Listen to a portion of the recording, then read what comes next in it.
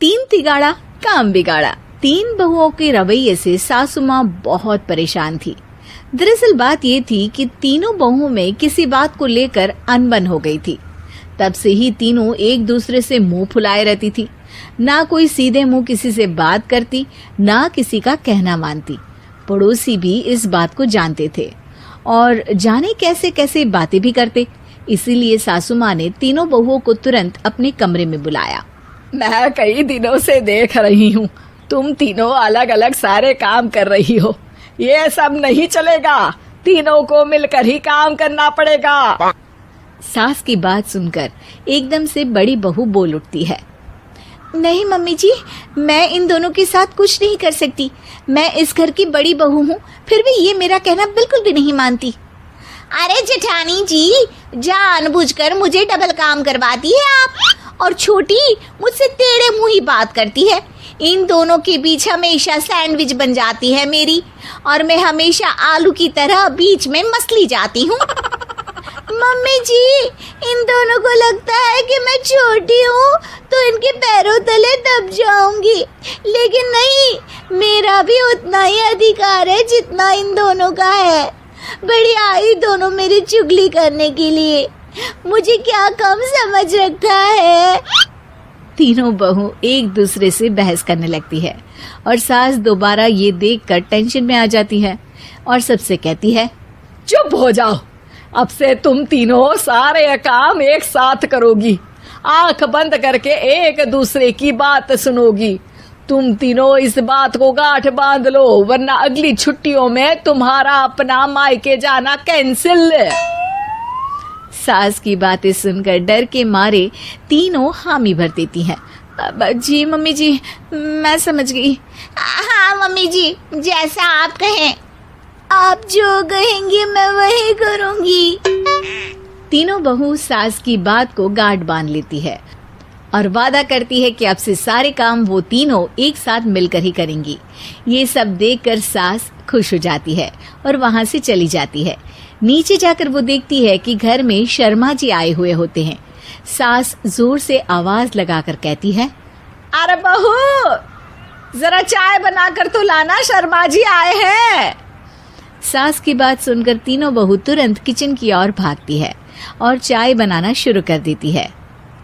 मुझे तो एकदम मसाले वाली कड़क चाय पसंद है, तो हम शर्मा जी के लिए मसाले वाली चाय ही बनाएंगे। अरे नहीं दीदी, गर्मी के मौसम में मसाला चाय कौन पीता है? मैं तो शर्मा जी के लिए इलायची वाली चाय ही बनाऊंगी। ये कैसी बात कर रही हैं आप दोनों? मेरी मम्मी ने सिखाया है कि मेहमान को ज्यादा दूध और शक्कर वाली चाय देनी चाहिए, वरना वो घर वालों को कंजूस समझते हैं। तो मैं तो शर्मा जी को ऐसी ही चाय दूंगी। तीनों बहुएं अपने अपने तरीके से चाय में शक्कर, मसाला, पत्ती सब डाल देती है। उबलने के बाद तीनों मिलकर चाय बाहर लेकर जाती है और शर्मा जी और सासू माँ को देती हैं। चाय पीने के बाद शर्मा जी सासू माँ को देखकर शर्मा जाते हैं और शर्मिंदा महसूस करते हैं कि आखिर उन्होंने चाय पीने के लिए हामी क्यों भरी। सासू माँ भी चाय पीना शुरू करती है और कहती हैं, अरे बहू, ये कैसी चाय बनाई है? चाय है या मीठे दूध की बासुंदी? हाँ, चाय अच्छी नहीं लगी क्या? कोई बात नहीं, हम पराठा बनाकर लाते हैं। चलो चलो अंदर। हाँ चलो। हाँ, आती हूँ मैं भी। नहीं, मेरा पेट चाय ने ही चौपट कर दिया, वही काफी है। पराठे से पोपट नहीं करवाना, मैं तो चलता हूँ। शर्मा जी चुपचाप पतली गली से निकल जाते हैं। अगले दिन सास बहुओं से कहती है, अरे बहू, जाओ जाके ऊपर के गेस्ट हाउस की सफाई कर दो। कल हमारे यहाँ मेरे दूर के रिश्तेदार आने वाले हैं, तो पूरे कमरे को चमका देना, समझी? तीनों बहू सास की बात को मानकर ऊपर सफाई करने चली जाती हैं और तीनों कमरे की सफाई चालू कर देती है। बड़ी बहू मकड़ी के जाले साफ करती है, तो बीच वाली झाड़ू लगाना और छोटी वाली सर्फ डालकर जमीन धोना शुरू कर देती है। अरे दीदी, जेठानी जी, अभी मैंने पूरी फर्श धोई और आप फिर से धूल नीचे गिरा रही हैं। और मछली जेठानी जी, आप बिना झाड़ू की धूल यहाँ छटक रही हैं। अरे तीनों को साफ करना है, एक साथ सफाई करते हैं ना। अरे वही तो, हम साथ साथ हैं, घर साफ साफ है। तीनों बहू ऐसे ही काम में उलझ जाती है और 2 घंटे तक एक ही कमरे की सफाई करती रहती है। बहुत देर से अपनी बहुओं को ना देखने के कारण सास ऊपर कमरे में उन्हें देखने जाती है, लेकिन कमरे में घुसती ही वो गीली फर्श पर फिसलने के कारण नीचे गिर जाती है। ओरी मोरी मैया, हड्डी मरोड़ के रख दी। आए मेरी तो कमर ही टूट गई रे। तीनों बहुएं सास को उठाती हैं और बिस्तर पर सुला देती है। अरे मेरे हाथ पैर दर्द कर रहे हैं, दबा दो आराम मिलेगा। हाँ जी माँ जी। अरे जी माँ जी माँ जी। और तीनों बहुएं एक साथ सास के हाथ को दबाना शुरू कर देती हैं। माँ की तो चीख ही निकल जाती है और नतीजा ये होता है कि सास के बचे हुए शरीर में भी दर्द उठ जाता है। हाय राम, ये क्या कर दिया तुम तीनों ने। अरे मेरी तो किस्मत ही फूटी है कि तुम जैसी बहुएं मुझे मिली। हे भगवान, पूरे शरीर में दर्द बढ़ गया है। अब तो पता नहीं कि चल भी पाऊंगी या नहीं। माफ करो, मुझे गलती हो गई मुझसे कि तुम तीनों को एक साथ काम करने के लिए बोला। सोचा था तीनों मिलके अच्छे से काम करेगी, लेकिन बड़े बुजुर्ग सही कहते थे कि 3 तिगाड़ा काम बिगाड़ा। तुम लोगों ने ये बात ना आज साबित करके दिखा दी। तुम तीनों को तो समझाना यानी मानो भैंस के आगे बीन बजाना है। तुम्हें अकेले अकेले काम करना है ना, तो अब से तुम अकेले ही अपना अपना काम करो। तीनों बहुएं वहां से जाने लगती है। अरे कहाँ जा रही हो? आप ही ने तो कहा कि अपना अपना काम तो मुझे मुल्तानी मिट्टी लगानी है। अरे मुझे भी तो नेल पॉलिश लगानी है, मुझे ना मेहंदी लगानी है। सास अपना सर पीट लेती है और कहती है, रील्स वाली अरे मुझे भी लगाना है कुछ। क्रेज है और क्या माँ जी? क्या माँ जी? खाते पीते घूमते फिरते घर में कॉलेज में रील्स बनाने के कारण प्रज्ञा पूरे कॉलेज में हाईलाइटेड है। जहाँ उसकी रील्स सभी को पसंद आते हैं, वहीं मनीषा चिंता में डूबी रहती है। एक रोज जब खाते हुए प्रज्ञा रील्स बना रही होती है, तब मनीषा कहती है, 1 मिनट भी चैन नहीं है इस लड़की को। ये नहीं कि खाना तो आराम से खा ले, लेकिन नहीं, अरे थोड़ी देर रील्स नहीं बनाओगी तो आसमान नहीं टूट पड़ेगा। अरे मम्मी, इसी को तो कहते हैं डिटर्मिनेशन। तुम नहीं समझोगी ये सब। भगवान, इस लड़की को सद्बुद्धि दे। जब देखो तब टेढ़ा बाका मुंह बनाती रहती है। मनीषा की बात का प्रज्ञा पर जरा भी असर नहीं होता और वो खाते खाते रील्स बनाती रहती है। दिन बीतने लगते हैं और देखते देखते प्रज्ञा का कॉलेज भी खत्म हो जाता है। आए दिन कोई ना कोई मनीषा को प्रज्ञा की शादी करवाने का सुझाव दे जाता है। सब ठीक ही कहते हैं, प्रज्ञा की शादी कर देनी चाहिए। अपने घर के काम काज में व्यस्त हो जाएगी तो खुद ही ये रील्स और नाच गाना बंद हो जाएगा। मनीषा और प्रेम प्रज्ञा के लिए एक अच्छा लड़का ढूंढने लगते हैं और तभी विकी का रिश्ता प्रज्ञा के लिए आता है, जिसने प्रज्ञा को उसकी रील्स देखकर पसंद कर लिया था। अगले दिन विकी अपने माता पिता के साथ प्रज्ञा के घर पहुंच जाता है और प्रज्ञा साड़ी पहने हाथों में चाय की ट्रे लिए उनके सामने आती है। जब विकी को पसंद है तो हमें भी बहू पसंद है। बहन जी, आप बारात की तैयारी कीजिए। एक बार लड़का लड़की अकेले में बात कर ले तो अच्छा रहेगा। हाँ हाँ, क्यों नहीं।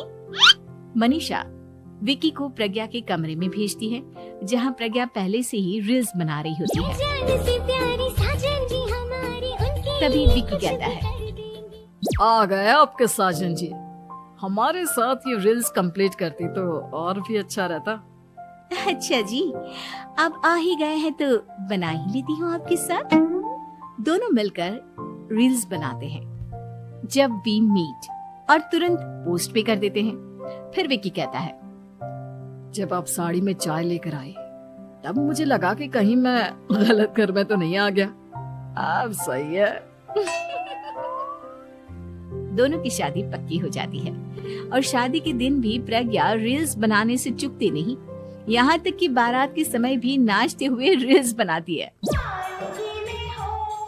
सभी लोग प्रज्ञा की तारीफ के पुल बांध देते हैं और प्रज्ञा नाचती गाती अपने ससुराल चली जाती है। सब कुछ अच्छा चल रहा होता है।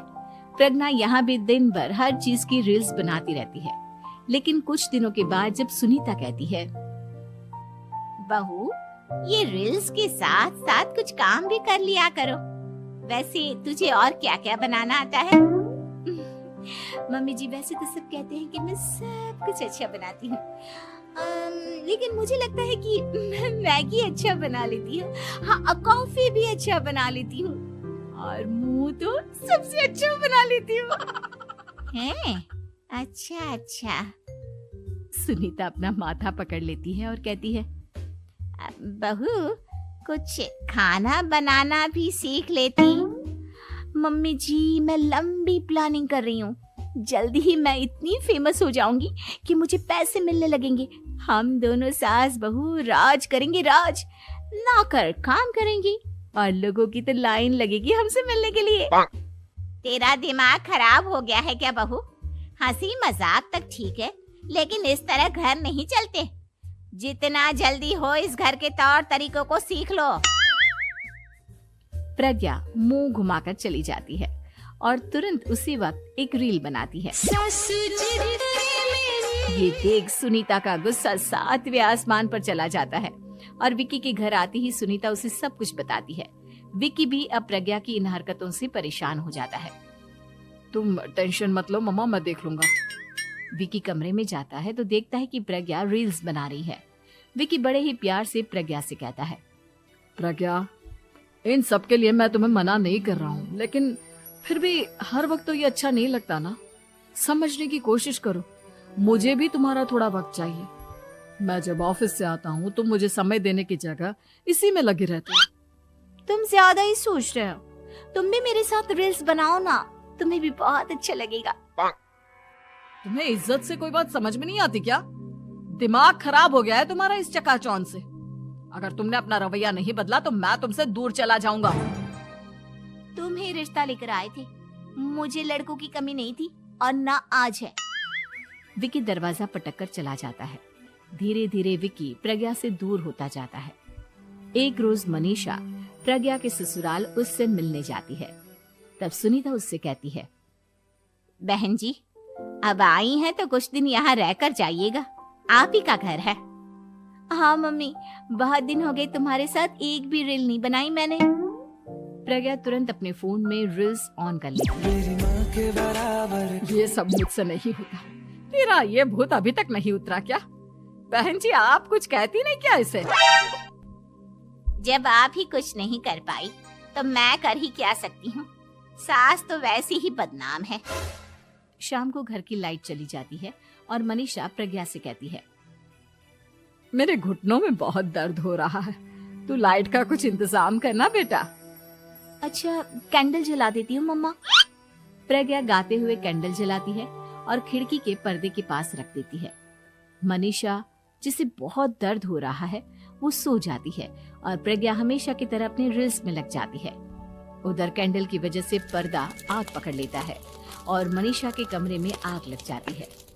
बचाओ, कोई है, बचाओ। सभी भागते हैं और विक्की कमरे की आग बुझाने में लग जाता है, लेकिन तब तक मनीषा आधी जल चुकी थी। मनीषा की हालत देख प्रज्ञा रोने लगती है। विक्की मनीषा को तुरंत हॉस्पिटल ले जाता है और उसे एडमिट कराता है। विक्की प्रज्ञा से कहता है, देख लिया ना, तुम्हारे इस नाच गाने की वजह से आज तुम्हारी माँ की जान जाते जाते रह गई। अब पता नहीं तुम और क्या चाहती हो। उधर डॉक्टर कहते हैं, इनकी हालत बहुत नाजुक है, आधे से ज्यादा जल चुकी है। प्रज्ञा रोती हुई मंदिर में जाती है और भगवान के आगे जाकर कहती है, भगवान, मेरी माँ को ठीक कर दो। मैं कसम खाती हूँ हाथ से ये रील्स बनाना छोड़ दूंगी। बस मुझे मेरी माँ वापस मिल जाए। 2 दिन बीत जाते हैं और मनीषा खतरे से बाहर आ जाती है। पेशेंट अब ठीक है, आप लोग उनसे मिल सकते हो। सब कोई मनीषा से मिलता है और प्रज्ञा सबके सामने अपना फोन तोड़ देती है। मुझे माफ कर दो मम्मा, मैंने तुम लोगों की बातों को नजरअंदाज किया। बेटा, कोई भी चीज जरूरत से ज्यादा खराब है। मैंने तुम्हें रील्स बनाने से कभी मना नहीं किया, लेकिन हर वक्त एक ही चीज तो सही नहीं है। मैं समझ गई हूँ मम्मा, आई एम सॉरी।